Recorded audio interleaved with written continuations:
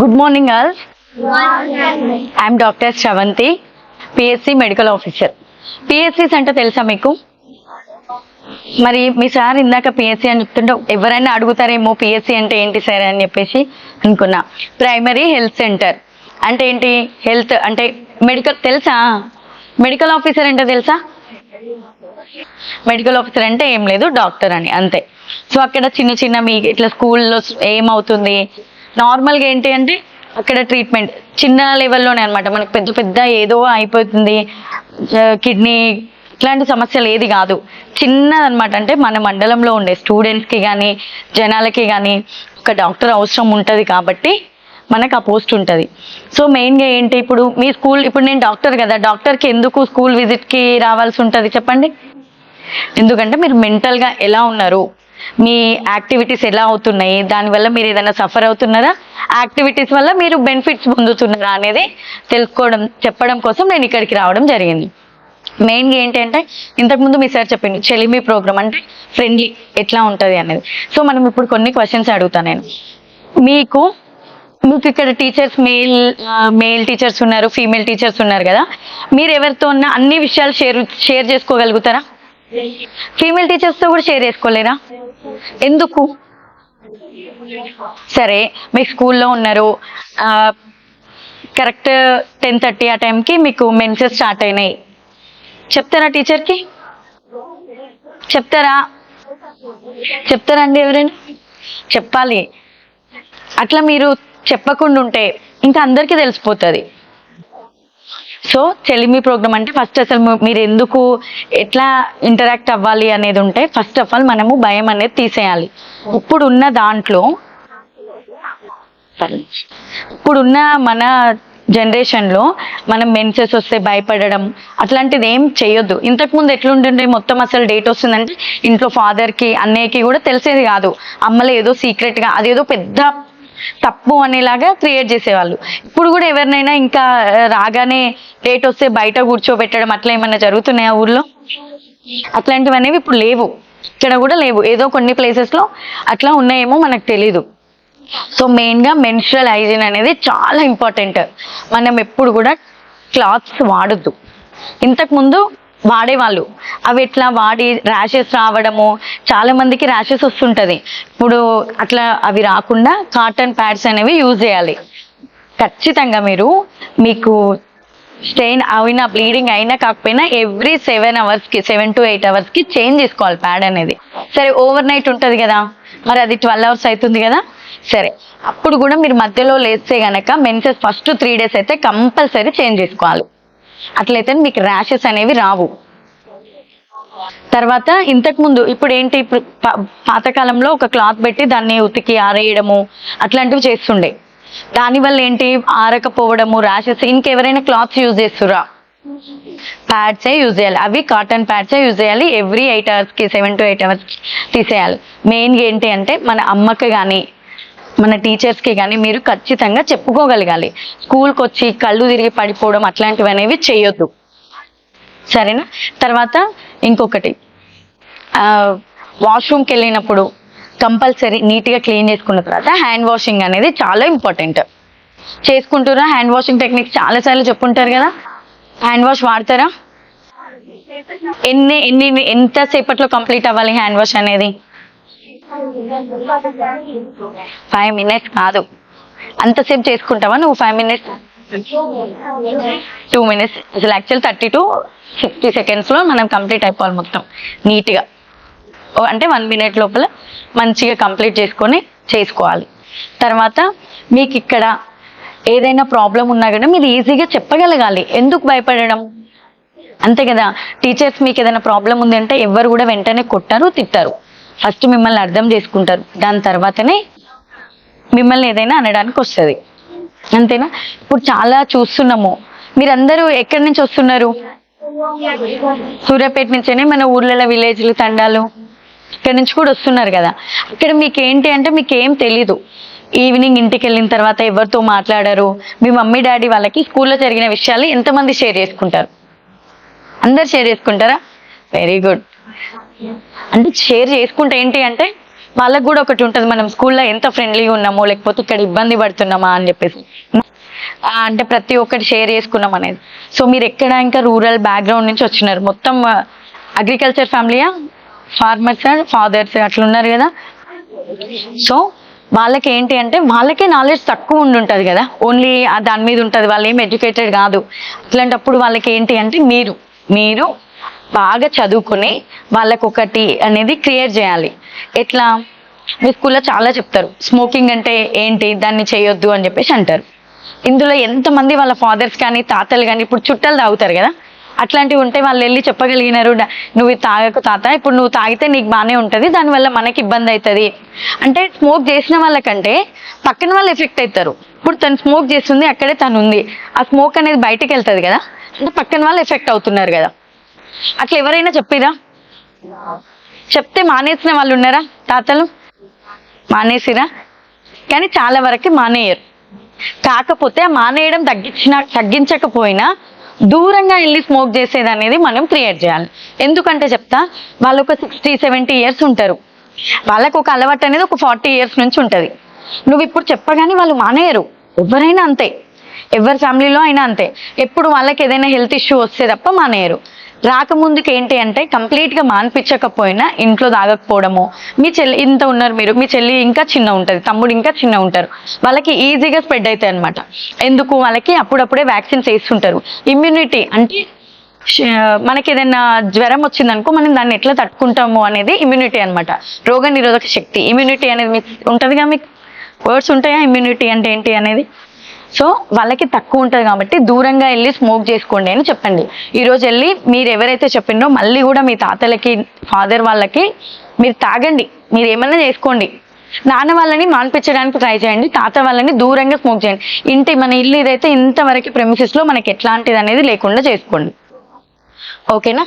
ఇంకొకటి, మీకు ఇప్పుడు ఉన్న జనరేషన్కి ఎట్లా అంటే సేఫ్గా నేను ఉండడం అనేది జరగట్లేదు. పిల్లల పైన లైంగికంగా అంటే ఎట్లా రేప్ అది ఇదని జరుగుతున్నాయి, మీరు వింటుంటారు కదా న్యూస్లు, విన్నారా? ఎవరికైనా తెలుసా ఈ న్యూస్లు విన్నారని? మరి మీరు ఇంతకుముందు ఇక్కడ నుంచి ఒక 2 అమ్మాయిలు నడుచుకుంటూ వెళ్తున్నారండి, ఎవరో మరి స్టూడెంట్స్ అని అన్నారు, కానీ వాళ్ళకి యూనిఫామ్ లేదు, అట్లా వెళ్తున్నారు. అక్కడికి బయటకు వెళ్తే అక్కడి వరకు ఎవ్వరు జనాలు లేరు అసలు, ఎవరైనా వెళ్ళి తీసుకొని పోతారు. పరిస్థితి ఏంటి అంటే మనకి స్కూల్స్లో కొన్ని యాక్టివిటీస్ అనేది నేర్పిస్తున్నారు కదా. ఇప్పుడు ఈ మధ్య ఏంటంటే కానీ ఇంకా మీ స్కూల్కి రాలేదు, వస్తాయి ఫ్యూచర్లో. ఏంటి, గేమ్స్ ఆడడం కానీ కరాటీ నేర్చుకోవడం కానీ ఉందా? అవి ఎందుకు ఇంపార్టెంట్ అంటే మిమ్మల్ని మీరు డిఫెండ్ చేసుకోవడానికి, అంటే కాపాడుకోవడానికి అట్లా. తర్వాత ఊర్లలో చాలా మంది ఉంటారు, మీరు ఒక్కటి నేర్చుకోవాలి, గుడ్ టచ్ బ్యాడ్ టచ్ అంటే తెలుసా? ఆల్రెడీ చెప్పుంటారు కదా చాలా రకాలుగా. ఎవరైనా నాకు 2 వచ్చి చూపించగలుగుతారా? ఎవరైనా 2 రండి చూద్దాం మనం. మీరు ఇంకొకటి చెప్తున్నా చూడండి, ఇప్పుడు మీరు మాత్రమే ఉన్నారు, ఇప్పుడు వచ్చి మాట్లాడితే మీకు కంపల్సరీ కాన్ఫిడెన్స్ అనేది పెరుగుతుంది. స్టేజ్ మీద మాట్లాడడము ఎట్లుంటుంది అనేది. ఇప్పుడు ఓన్లీ టీచర్ ఉంది, నేనున్నా, నేను ఎవరో కూడా మీకు తెలియదు. ఇక్కడికి వచ్చి వాళ్ళిద్దరు మాత్రమే ఇక్కడ ఉన్నారు, నాకు ఎవ్వరు లేరు అనేది చేసి చూపేయండి. నేను చెప్తున్న స్టేజ్ ఫియర్ అనేది చాలా పెద్ద మనకి, ఎట్లా అంటే మనం మాట్లాడలేము. ఇంత ఉన్నా కదా, నేను కూడా కొన్నిసార్లు మాట్లాడలేను, ఇప్పుడు నేర్చుకున్నా. కానీ నాకు చిన్నప్పటి నుంచి ఇట్లాంటి మా స్కూల్స్లో లేవు. మరి ఇప్పుడు ఇవన్నీ జనరేషన్ మారుతున్న కొద్దీ ఈ అవేర్నెస్ అనేవి చాలా వచ్చినాయి. ఇప్పుడు నీకేమైనా తెలుసా? నువ్వు రమ్మా, నువ్వు రా, నువ్వు తెలిసిందే చెప్తే ఇంకా నేను అదే అయింది అనుకో వదిలేస్తా, మళ్ళీ ఇంకా ఎక్కువసేపు కాకుండా.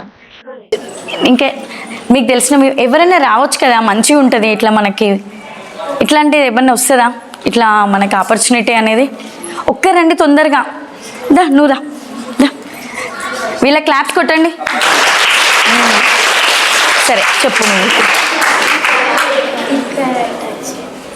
చేస్తే అది గుడ్ టచ్చా బ్యాడ్ టచ్చా?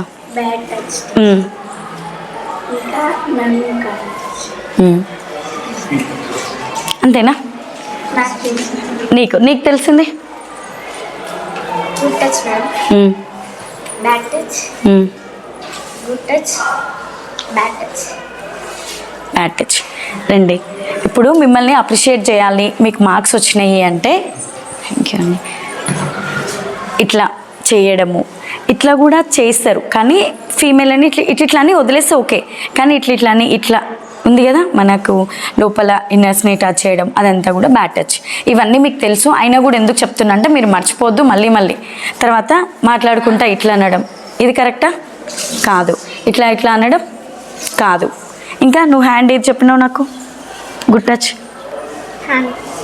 గుడ్ టచ్ అది జస్ట్ నార్మల్ ఇట్లా ఇవ్వడం ఏం కాదు. కానీ ఏదైనా మనకు తెలియకుండా ఇట్లా జరుగుతాయి. అది మన స్కూల్స్లో అనేవి జరగవు, కానీ ఎక్కడ జరుగుతాయి? ఇంటి దగ్గర షాప్కి వెళ్ళినప్పుడు. ఈ మధ్య ఒకరిని చూసి ఒకరు తయారవుతున్నారు. అట్లాంటివి జరగకుండా చూసుకోండి, సరేనా? తర్వాత మెయిన్గా ఏంటి, ఇంకా మెయిన్ పాయింట్కి వస్తే మీకు ఎగ్జామ్స్. సో వీళ్ళందరికీ మళ్ళీ క్లాప్స్ మంచిగా. ఇంకా గుడ్ టచ్ బ్యాడ్ టచ్ గురించి అంత తెలుసుగా కొంతమంది ఇక్కడ చేయవేస్తారు, అది కూడా రానియద్దు. మెయిన్గా ఏంటంటే ఇక్కడ ఇవి ఎక్కువ చేస్తుంటారు. అట్లాంటివి మీ దగ్గరకు వస్తే మీరు వెంటనే కూడా అక్కడి నుంచి వెళ్ళిపోవాలి. మీ ఇంట్లో వాళ్ళకి చెప్పగలుగుకోవాలి. కంపల్సరీ ఏదైనా మీకు ఇట్లాంటిది మెంటల్గా మిమ్మల్ని ఇబ్బంది పెడుతున్నది, మీ ఇంట్లో పక్కన వాళ్ళు ఎవరైనా మిమ్మల్ని హెరాస్ చేస్తున్నారు అంటే మీరు మీ మమ్మీ డాడీకి కాకపోయినా అంటే చెప్పుకోలేరు, భయం అవుతుంది అనుకుంటే మీ టీచర్స్కో చెప్పుకోవాలి కంపల్సరీ. ఇట్లాంటిది ఎవరైనా గలీజ్ ఇట్లాంటివి ఏమైనా ఫేస్ చేసిరా? చేయలే. ఎవరైనా చేసి ఉంటే మీ మేడంకి తర్వాత పర్సనల్గా వెళ్ళి చెప్పండి ఎట్లుంటుంది అంటే, దానివల్ల మేడం ఇంకొకసారి వేరే వాళ్ళకి చెప్తారు. మేము నేమ్ రివీల్ చేయదు, ఓకేనా? కానీ ప్రాబ్లం ఉంటే మాత్రం చెప్పాలి, ఓకేనా? పెట్టేసి చేసి ఓకే. సో అట్లా కూర్చోండి. ఏం పేరు నీ పేరు? నీ పేరు? ఏ క్లాస్ మీరు అందరు? 8th 9th క్లాసా నువ్వు? సేమ్ నాలాగైతావు చిన్నగా. కూర్చోండి. పీరియడ్స్ ఇప్పుడు మీరు ప్యాడ్స్ వాడతారు హాస్టలా? అందరూ ఇంట్లో ఉంటారా? సో ప్యాడ్స్ ఎట్లా డిస్పోజ్ చేస్తారు? పేపర్ల చుట్టూ ఇట్లా పడేస్తారా? ఇదివరకు కొంతమంది ఆ జనరేషన్లో కూడా మనకి ప్యాడ్స్ యూజ్ చేసినప్పుడు అన్నీ ఒక డస్ట్బిన్లో వేసేసుకొని ఊరి బయట కాల్చేవాళ్ళు, ఊరి బయట. ఇప్పుడు ఏంటి అంటే ఊర్లలో జనాలు ఎట్లా అంటే, ఇప్పుడు నువ్వు ఇక్కడ ఉన్నావు అనుకో, వెనకాల గోడు ఉంది అనుకో, తీసేయడము. మనకి ప్యాడ్స్ వాడేటప్పుడు దానిపైన ఒక కవర్ ఉంటుంది కదా, ఆ కవర్ అనేది మళ్ళీ మనం ప్యాడ్ అందులో నీట్గా పెట్టి దాంట్లో ఒక పేపర్ చుట్టి బయట డిస్పోజ్ చేసే కవర్స్ అవి. ఆ కవర్లో పెట్టి నార్మల్ పేపర్లో పెట్టేసి నీట్గా మీరు ఎక్కడ పడితే అక్కడ పడేయొద్దు. డస్ట్బిన్ అనేది స్టోర్ చేసుకొని అక్కడ 5 days అయిపోయిన తర్వాత తీసేయచ్చు. అట్లా కాకుండా మీరు వెళ్ళేటప్పుడు, ఇప్పుడు స్కూల్ ఉంది, స్కూల్లో ఎవరికి తెలియదు కదా, వాష్రూమ్కి వెళ్ళేసి అక్కడ పక్కన పడేస్తే అది కరెక్టా? దాని తర్వాత మీ ఫ్రెండ్స్ మళ్ళీ మీరే కదా వాడతారు. అట్లాంటివి ఎప్పుడు చేయొద్దు. మీరు ఏదైనా ఊరికి వెళ్ళినప్పుడు కూడా, బస్ స్టాండ్లో వెళ్ళా కూడా మనం మార్చుకున్నప్పుడు ఎంత మనం నీట్గా ఉంటే మనకంతా అనేది హెల్ప్ అవుతుంది. ఇప్పుడు మనం ఎవరైనా అక్కడ ప్యాడ్ పడేస్తే మనం వెళ్ళము, అక్కడికి వెళ్ళడానికి ఇష్టపడ. అదే ప్యాడ్ మీరు అక్కడ డిస్పోజ్ చేసిండ్రు అనుకోండి, వేరే వాళ్ళు ఎట్లా వెళ్తారు? అర్థమైంది కదా? ఎప్పుడు అనేది నీట్గా పెట్టేసి ఒక దగ్గర పెట్టి లాస్ట్కి మన అమ్మమ్మ నానమ్మ వాళ్ళు ఉంటేనేమో కాల్ చేస్తారు. ఇప్పుడు ఎవరు కాల్ చేస్తలే కానీ మనకు మున్సిపాలిటీ వెహికల్ వస్తుంది, దాంట్లో కూడా 2 types ఉంటాయి అన్నమాట, డ్రై ఇంకా వేసేది. తడి చెత్త పొడి చెత్త అంటారు కదా, హానికారకం అని కూడా ఉంటుంది అనమాట. దాంట్లో ఏంటి డైపర్స్ మనవి, ఈ ప్యాడ్స్ అవి అందులో వేసి పంపిస్తారు. మీరు ఎప్పుడైతే పర్సనల్గా హైజీన్గా ఉంటారో మీకు ఎటువంటి ఇబ్బంది రాదు. దీంట్లో ఎవరికైనా ఎలర్జీస్ ఉన్నాయా అంటే స్కిన్ దురద? ఎవరికి లేవా? ఇవి వీళ్ళందరూ వేసుకోవాల్సిన హాస్టల్ వాళ్ళు ఎవరు లేరా? ఎవరికి స్కిన్ ఎలర్జీస్ అసలు లేవు. ఇక్కడ పుండ్లు అవ్వడం అట్లా లేవు, నీట్గా ఉన్నట్టే.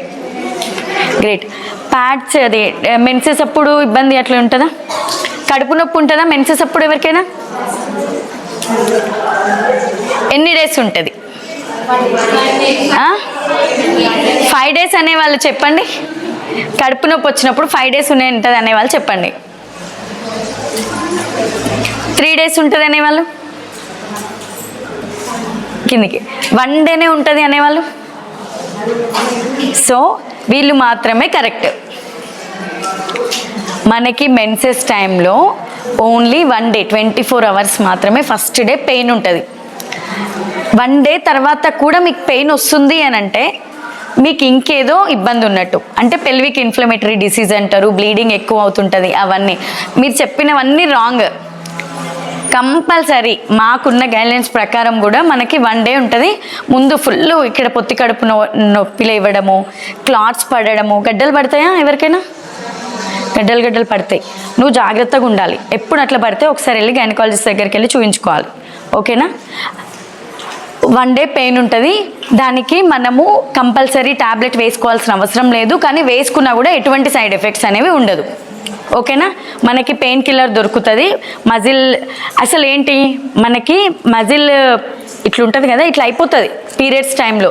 ఎందుకు, మన దగ్గర మనకి యూట్రస్ గర్భాశయం ఉంటుంది కదా, ఇంక ఇప్పుడు ఇదంతా మీకు తెలియడానికి కొంచెం టైం పడుతుంది.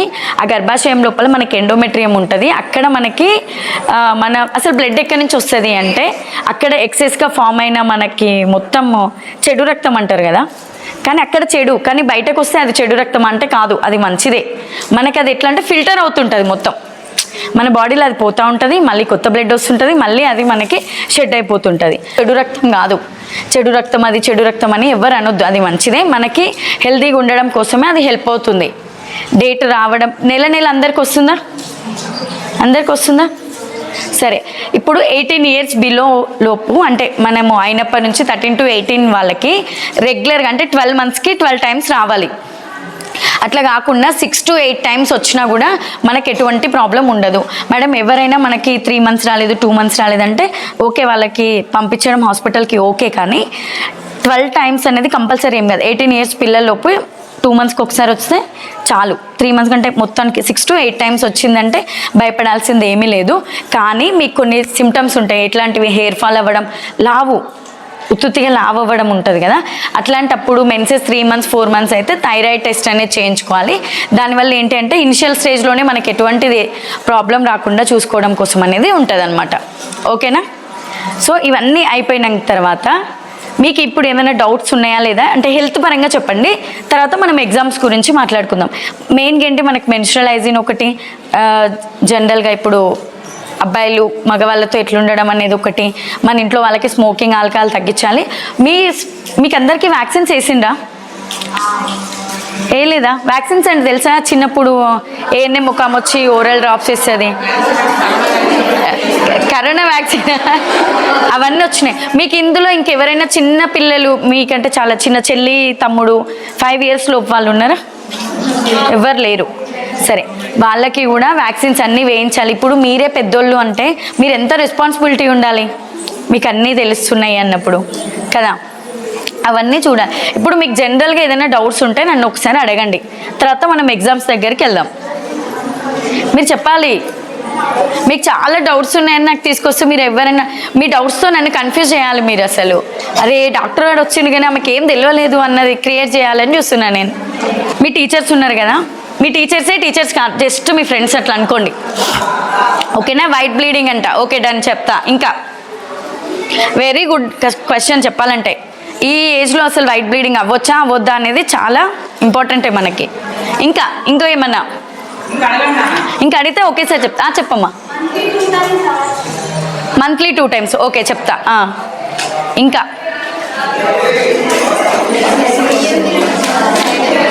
బియ్యం తినడం వల్ల సైడ్ ఎఫెక్ట్స్ అనేవి చాలా ఉంటాయి, తినొద్దు. ఇంకా నేను వస్తున్నా. వైట్ డిశ్చార్జ్ అంటే అమ్మ మీరు ఫేస్ చేసి చెప్పండి. ఎవరికైనా హెవీగా అవుతుందా అంటే అండర్వేర్ తడవడము అట్లాంటిది ఏమన్నా? సో మనకేంటి అంటే వైట్ డిశ్చార్జ్ అనేది కామన్ సిమ్టమ్. ఎప్పుడు మనకి ఇప్పుడు నెలకి వచ్చింది అంటే మనకి 14th day ఓవ్యులేషన్ టైం అనేది ఉంటుంది.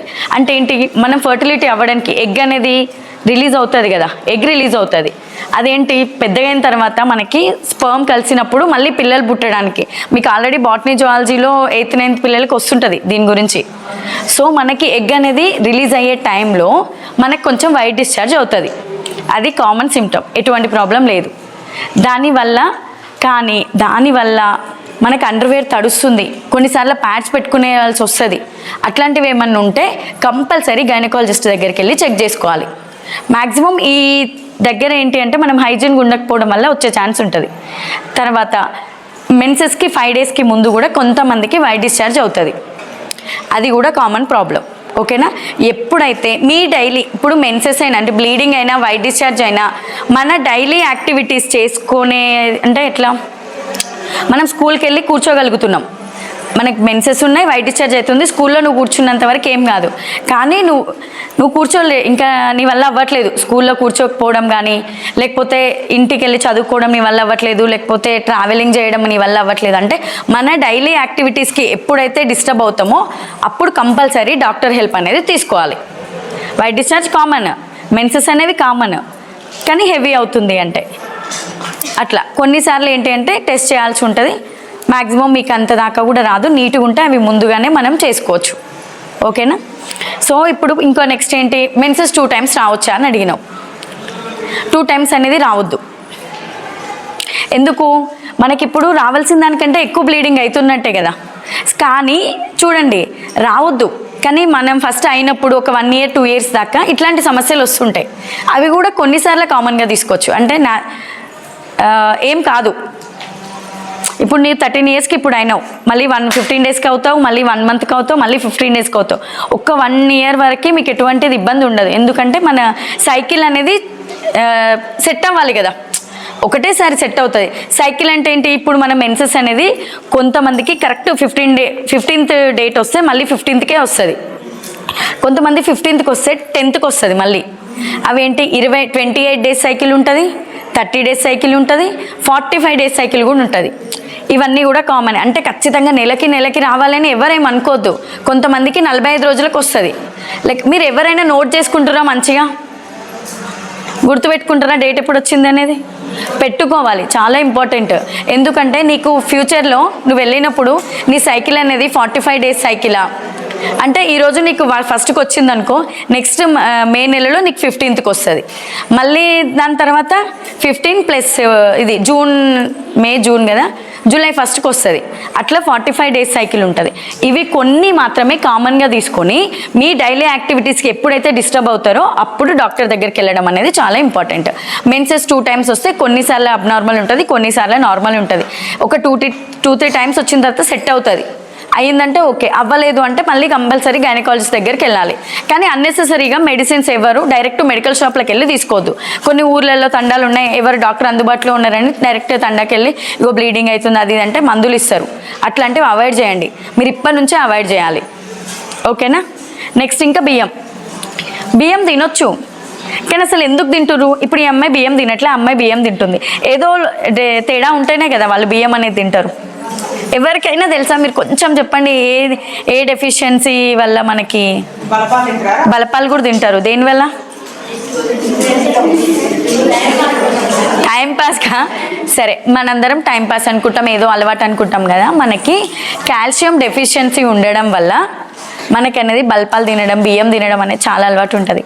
సో మీకు ఇప్పుడు మేము చెప్తున్నాం కదా, మీకు ఎట్లా ఉంటే అది చాలా అసలు మంచిది కాదమ్మా. బలపాలు తినడం అనేది, బియ్యం తినడం కూడా మంచి అలవాటు కాదు. దానివల్ల ఏంటి అంటే మనకి ఐరన్ తగ్గిపోతుంది ఉంటుంది కదా, ఐరన్ తగ్గిపోయి అనీమియా అంటారు. అనీమియా అంటే తెలుసా, రక్తహీనత. మీకు బ్లడ్ తక్కువ ఉంటుంది కదా, మీరు అందరు బ్లడ్ టెస్ట్ చేయించుకున్నారా ఎప్పుడైనా? మీకు అందరికీ బ్లడ్ గ్రూప్స్ తెలుసా? బ్లడ్ గ్రూప్స్ అనేవి కంపల్సరీ తెలుసుకోవాలి, బ్లడ్ పర్సెంటేజ్ అనేది తెలుసుకోవాలి. సరే చిన్నప్పుడు తెలుసుకోరు కానీ ఏదైనా ప్రాబ్లం. ఈమె చూడండి నాకు ఎందుకో బాగా తెల్లగా పేలు అనిపిస్తుంది, ఇక చూడండి కళ్ళు చూడండి తెల్లగా ఉంది తనకి. అట్లా ఇక్కడ మనం చెక్ చేసుకొని మనకి ఎంత బ్లడ్ ఉంది అనేది చూసుకోవాలి. సో బియ్యం అనేది అవాయిడ్ చేయండి. మీరు ఎవరైనా పర్సనల్గా బియ్యం ఎక్కువ తింటున్నాం మేము మానేయాలి అంటే ఏం చేయాలి అని అనుకుంటే మీ టీచర్ దగ్గరికి ఒకసారి వెళ్ళండి, వాళ్ళకి ఒక్కసారి మనం పాలు అలవాటు చేయండి, లేకపోతే కాల్షియం టాబ్లెట్స్ అనేవి హాఫ్ డోస్ ఉంటుంది కదా మాకు చెప్పండి, మేము తెచ్చిస్తాము. హాఫ్ డోసు వాళ్ళకి మీ ఆధ్వర్యంలో వేయండి. లేదు అంటే మరి ఇంటి దగ్గర ఎక్కువ తీసుకుపోతే వాళ్ళు ఎట్లా చేసుకుంటారో తెలియదు, ఏం చేస్తారో తెలియదు. ఎవరు ఎక్కువ తింటారు బియ్యం? చాలా చాలా గలీజ్. బల్పం కూడానా? తినడం మానేయాలి, దాని ప్లేస్లో వేరే తినాలి, పాలు తాగాలి. ఇంతమందికి ఇట్లుంది అంటే చాలా ఇది. మీకు పెన్పాడా ఈ అమ్మాయి బ్లూ కలర్ రిబ్బన్స్ కాదా, ఎక్కడ చూసినట్టుంటే. సో అట్లా బియ్యం అడిగిండ్రు, వైట్ డిశ్చార్జ్ అడిగిండ్రు, మెన్సెస్ 2 times రావచ్చా అని అడిగిండ్రు. ఇంకా బియ్యంది క్లారిటీ వచ్చింది కదా. మన బాడీలో కాల్షియం, మెగ్నీషియం, పొటాషియం అనే మినరల్స్ ఉంటాయి. అంటే అవి ఉంటాయా అంటే మనకి ప్రతి ఒక్క మెకానిజంకి కొన్ని కొన్ని ఉంటాయి మనకి. అవన్నీ ఎలక్ట్రోలైట్స్ ఉంటాయి, అవన్నీ మన బాడీలో అవే ప్రొడ్యూస్ అవుతుంటాయి. కాల్షియం దేనికి? మనకి బోన్స్ స్ట్రాంగ్ ఉండడానికి. నేను ఇంతసేపు నిల్చున్నా, ఇంత హీల్ వేసుకొని నిల్చున్నా, ఎందుకు నిల్చోగలిగినా? మన బోన్కి సపోర్ట్ ఉండడానికి మన కాల్షియం అనేది చాలా అవసరం. మీకు ఆ కాల్షియం డెఫిషియన్సీ ఉందనుకో, మీరు అట్లే బల్పాలు తింటుంటే బొక్కలు ఇరగడము, ఊరికే కింద పడడం అట్లాంటివి జరుగుతాయి. కాబట్టి మీరు ఎవ్వరు బల్పాలు బియ్యం అలవాటు ఉన్నా మానేయాలి. మీరు ఇంకా మానేయలేకపోతే పెన్పాడ్ హాస్పిటల్కి రండి. మీ అర్థం కాలే? హెయిర్ ఫాల్ మీకు ఆల్రెడీ కాల్షియం డెఫిషియన్సీ ఉంది అంటే ఇంకేదైనా డెఫిషియన్సీ కూడా ఆటోమేటిక్గా ఉంటుంది. దానివల్ల హెయిర్ ఫాల్ అనేది అయితేనే ఉంటుంది. ఓకేనా? ఇంకా మీకు మంచిగానే ఉంది హెయిర్. ఒక్క నిమిషం. సో ఒకదానికి ఒకటి లింక్ ఉంటుంది కాబట్టి మీరు ఫస్ట్ ఈ చిన్న చిన్న సమస్యలు తీర్చుకోగలిగితే బెటర్. ఓకేనా? ఇంకేమన్నా డౌట్స్? మీరు చాలా బాగా అడిగింది అసలు వైట్ డిశ్చార్జ్ అదంతా. ఇంకా కూడా చెప్తారేమో అని చూస్తున్నా. వేరే సరే, యూటీఐ అంటే తెలుసా? Urinary tract infection. ఎవరైనా మనం యూరిన్ చేసేటప్పుడు బర్నింగ్ సెన్సేషన్ ఉంటుంది, అంటే మండుతుంది. అట్లుంటుందా ఎవరికైనా? అది ఎప్పుడు వస్తుంది? ఎండాకాలం, ఇంకా మనం వాటర్ తక్కువ తీసుకున్న టైంలో. మంచి తినాలి. సరే వినండి, బ్లడ్ రావాలి అంటే మనం తినే ఫుడ్, మనం కంపల్సరీ అందరూ అన్నం తింటారు, కూర తింటాము, ఎగ్స్ తింటాం, కానీ స్పెసిఫిక్గా కొన్ని ఫ్రూట్స్ తినడము. ఇంకొకటి ఏంటి అంటే ఊర్లలోనే మనకి పపాయ దొరుకుతుంది, చెట్లకే దొరుకుతాయి, సపోటా దొరుకుతుంది, జామ పళ్ళు దొరుకుతాయి. జామ పళ్ళు అనేవి ఎంత మంచిది తెలుసా ఆరోగ్యానికి? అందరు జలుబు అవుతారు అంటారు కదా. వైటమిన్ సి వల్ల మన ఫేస్ గ్లో అవుతుంది. 5-6 days కన్నా ఎక్కువ బ్లీడింగ్. ఓకే, ఇది కూడా సేమ్ అంతే రిపీట్. కొంతమందికి 7 days అవుతుంది, డేట్ వస్తే 1 to 7 days ఉంటుంది. కొంతమందికి 5 days ఉంటుంది, కొంతమందికి 3 days ఉంటుంది. నీకు ఎవ్రీ టైము 7 days అయిందనుకో ప్రాబ్లం ఏం లేదు. కానీ ఒకసారి 5 days అవుతుంది, ఒకసారి 3 days అవుతుంది, ఒకసారి 5 days అవుతుంది అంటే ఏది కూడా మనం ఫస్ట్ టైంకి పానిక్ అవ్వద్దు, అంటే భయపడొద్దు. ఏదైనా కొంచెం మనమే రాసుకొని పెట్టుకోవడం. ఈరోజు నాకు 5 days అయింది, ఈ మంత్ నెక్స్ట్ డే 5 days అయింది, ఓకే సేఫ్. ఈ డే 5 days అయింది, 7 days అయింది, 10 days అవుతుంది, అట్లయితే ప్రాబ్లం ఉన్నట్టు. ఒకసారి వెళ్ళి కనుక్కోవాలి, డాక్టర్ దగ్గరికి వెళ్ళాలి. ఓకేనా? అందరికీ మనకు మెన్సెస్ వచ్చినప్పటి నుంచి ప్రతిసారి 7 days అవుతుందంటే ఏం కాదు, 5 days అవుతుందంటే ఏం కాదు, కొంతమందికి 3 days అవుతుంది, అది కూడా ఏం కాదు. ఓకేనా? అది. సో నేను మధ్యలో యూటీఐ గురించి చెప్తున్నా. ఇదేం లేదు, చిన్న టాపిక్, మళ్ళీ మీకు కూడా బోర్ కొట్టదు కదా, వెంటనే క్లోజ్ చేద్దాం. యూటీఐ అంటే ఇన్ఫెక్షన్, యూరినరీ ట్రాక్ట్ ఇన్ఫెక్షన్.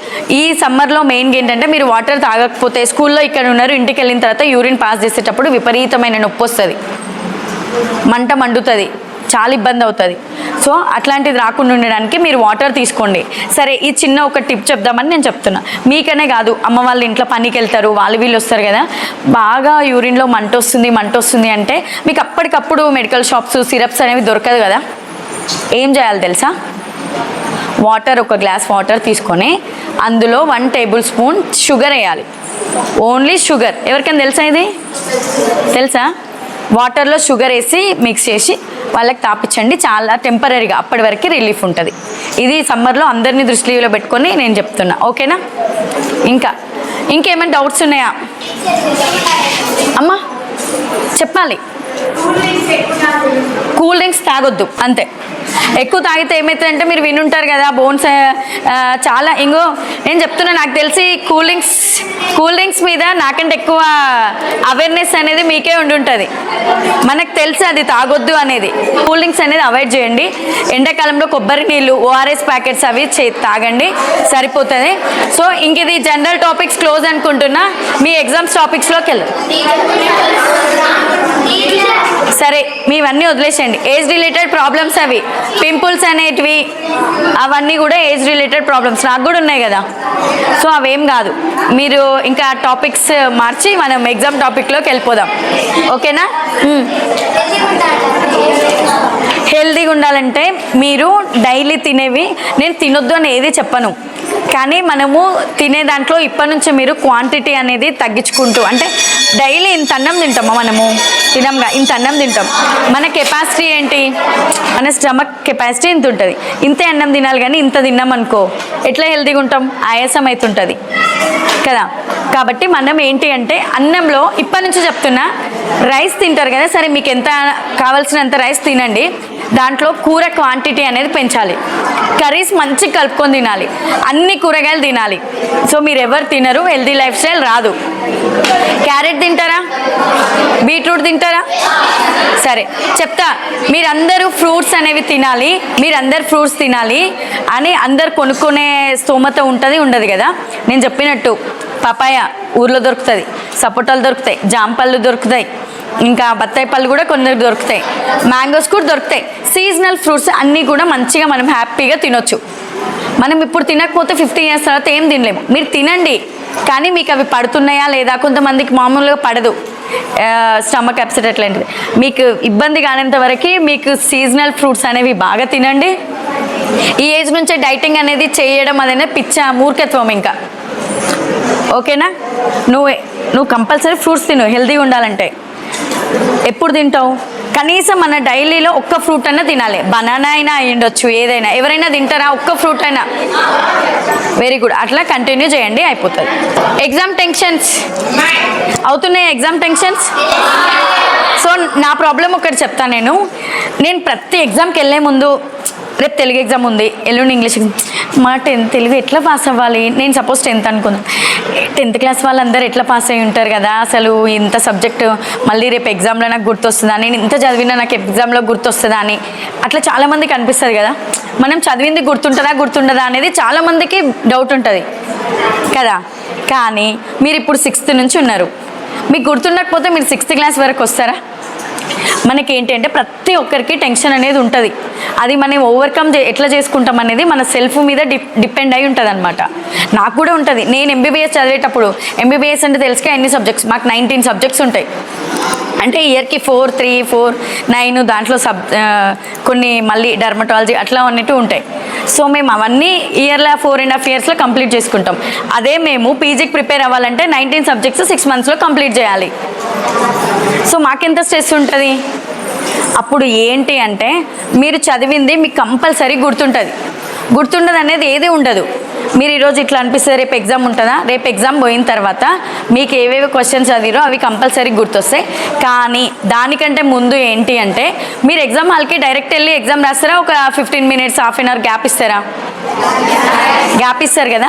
దీంట్లో ఎవరైనా ఎగ్జామ్ హాల్కో కూర్చోగానే పక్కన ఫ్రెండ్స్తో మాట్లాడుకుంటూ ఉంటారా, లేకపోతే సైలెంట్గా కూర్చుంటారా? ఎవరైనా కొంచెం మెడిటేషన్ చేసుకుంటారా, అంటే కళ్ళు మూసుకొని ఇట్లా చేసుకోవాలి. వీళ్ళు చేసుకుంటారో లేదో తెలియదు కానీ చేసుకోవాలి. అవి మనకి అనిపిస్తుంది కదా, మనల్ని ఏం టీచర్స్ కొట్టరు, తిట్టరు. 10 minutes నువ్వు టేబుల్ మీద ఇట్లా పడుకుంటావు అనుకుంటే వాళ్ళు నిద్రపోతారేం భయపడతారు కదా. మంచి కళ్ళు మూసుకొని ఇట్లా కూర్చొని ఇది స్ట్రైట్గా పెట్టుకొని కళ్ళు మూసుకొని ఒక 5-10 minutes ఉన్నాయి. 5-10 minutes అంటే కూడా ఎక్కువ, ఒక 5 minutes మీరు ప్రశాంతంగా కూర్చొని ఎవరితో మాట్లాడుకుని ఉంటే మీకు ఆటోమేటిక్గా ఎగ్జామ్ టెన్షన్ అనేది పోతుంది.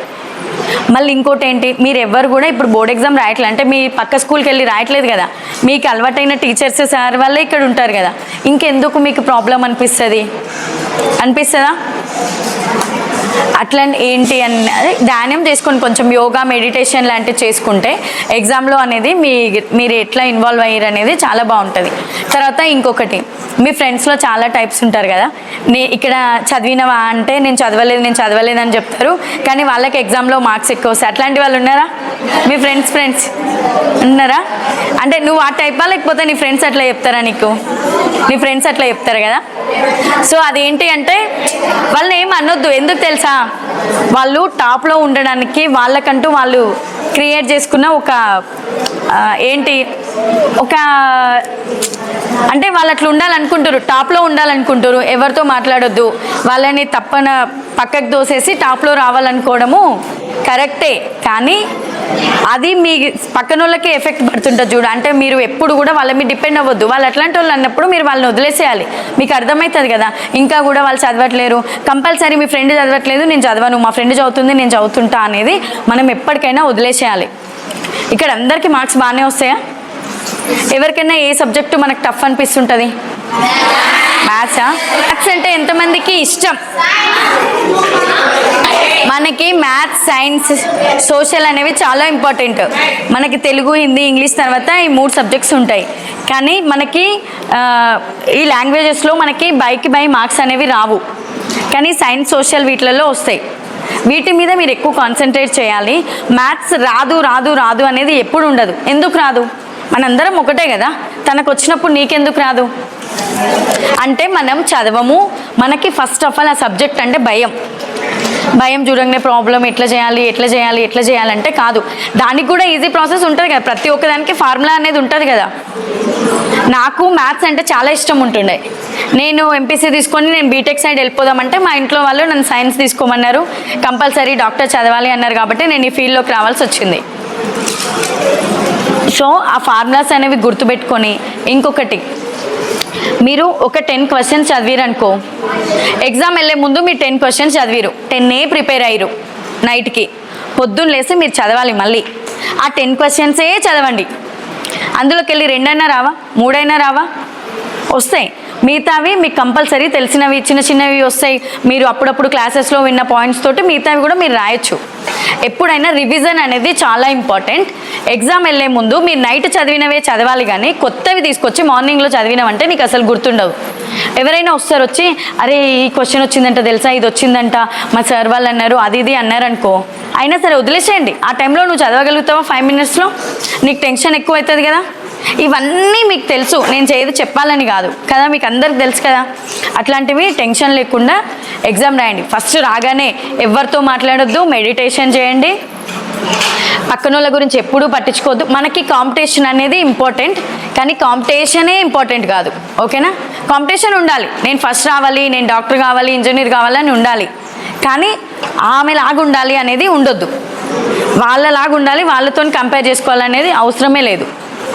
ఇంకా మీరందరూ మొబైల్స్ యూజ్ చేస్తారా? ఇంటికి పోగానే ఫోన్లు కంపల్సరీ యూజ్ చేస్తున్నారు. మరి మేము మీ టైంలో చదువుకున్న టైంలో మాకు మొబైల్స్ అనేవి లేదు. ఇంకొకటి, నేను మిడిల్ క్లాస్ బ్యాక్గ్రౌండ్ నుంచే వచ్చిన. నేను బాగా చదివేదాన్ని. మా ఇంట్లో వాళ్ళు కూడా చదవాలి, డాక్టర్ కావాలి అనేది ఒకటి ఉండే. నా మీద ప్రెషర్ ఉండే. కానీ కొంతమంది ఆ ప్రెషర్ని తట్టుకోలేరు, కొంతమంది ఏమో దానికి అడాప్ట్ అవుతారు. నాకు కూడా తర్వాత అనుకోకుండా నేను డాక్టర్ అవ్వాలి అని నాకు కూడా అనిపించింది. అదే ఒకవేళ నేను వాళ్ళు చెప్పినప్పుడు నాకొద్దు, నేను చదవను అని ఉంటే నేను ఈ ప్లేస్లో నిల్చునేదన్నా.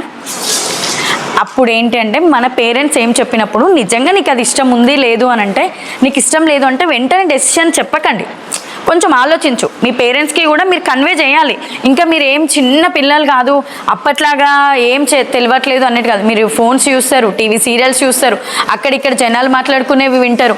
ఇవన్నీ వింటున్నప్పుడు కూడా మీకేంటి అంటే సెల్ఫ్ కాన్ఫిడెన్స్ అనేది ఒకటి ఉండాలి.